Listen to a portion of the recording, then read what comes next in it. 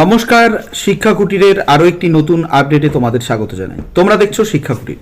তো আজকে মূলত যে পার্ট 2 এর ফর্মটা বেরিয়েছে, যে West Bengal board of primary এডুকেশনের যে পার্ট 2 এর ফর্মটা মানে রেজাল্ট বেরিয়েছে, পার্ট 2 এর ফর্ম না, সরি আমি ভুল বললাম। তো সেই রেজাল্টের যারা ফেল করেছো বা যারা এনসি এসছে বা এই ধরনের সংক্রান্ত যাদের সমস্যা রয়েছে, যারা দুটি বিষয়ে ফেল করেছো তারা কিন্তু অবশ্যই রিভিউ করবে, এবং যারা কম নম্বর পেয়েছো তারা স্ক্রুটিনি করতে পারো। এবং সেক্ষেত্রে টোটাল ক্রাইটেরিয়াটা আজকে তুলে ধরবো, একদম ফর্মটা নিয়ে চলে এসেছি, এবং তোমাদের সেটা কি করে ফিল আপ করবে, কোথা থেকে পাবে, সম্পূর্ণটাই আজকের এই ভিডিওর মাধ্যমে পরিবেশন করব।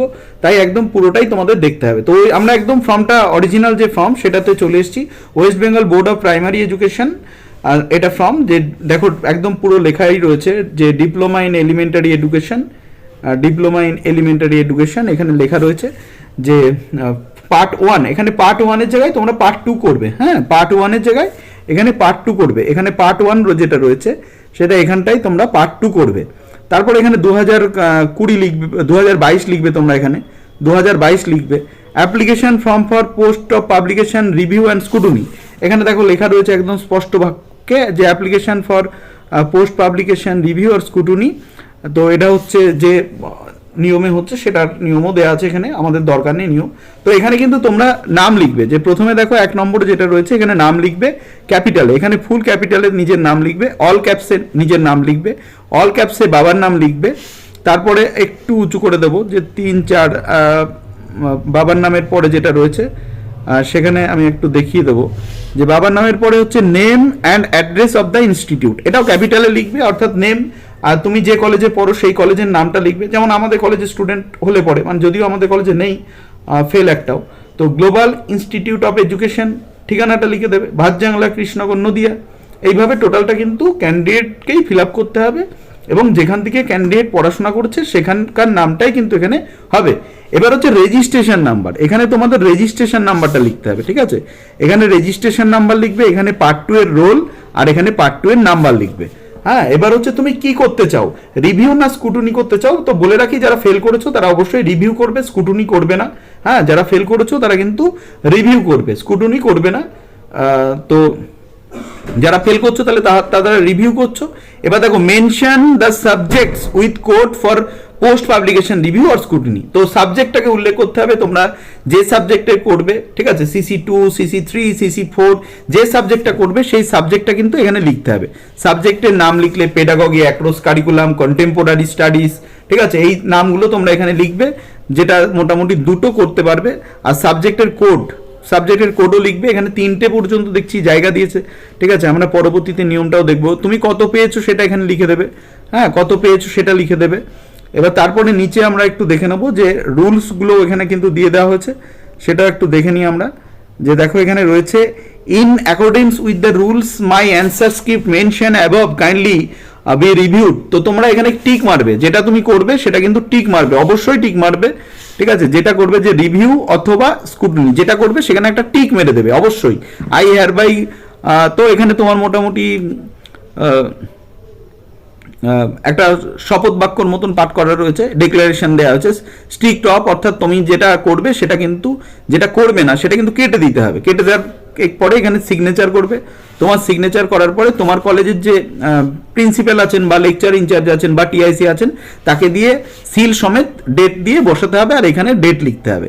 এইবার দেখো যে ইনস্ট্রাকশন ফর ক্যান্ডিডেটসরা কি কি করবে সেটা কিন্তু এখানে স্পষ্টভাবে দিয়ে দেওয়া হলো।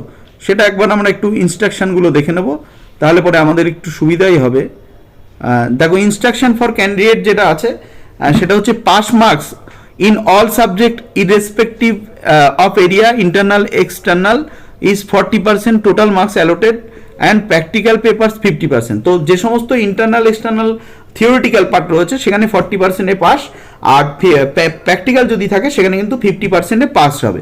আর পিপিএস এর ক্ষেত্রে দেখো যে পিপিএস এর ক্ষেত্রে কিন্তু বলা হচ্ছে এ candidate may apply for post publication scrutiny in more than 3 subject. তো 3টে সাবজেক্টে কিন্তু স্ক্রুটিনি করতে পারবে, এবং মোটামুটি যদি যে রিভিউ করার ক্রাইটেরিয়াটা দেখো, এটা সব থেকে গুরুত্বপূর্ণ যে রিভিউ করার ক্রাইটেরিয়াটা কি আছে। আমি একবার টোটাল মার্ক করে দেখিয়ে দেবো যে রিভিউ করার যে পিপিআর এর যে ক্রাইটেরিয়া আছে সেটা একবার দেখে নাও।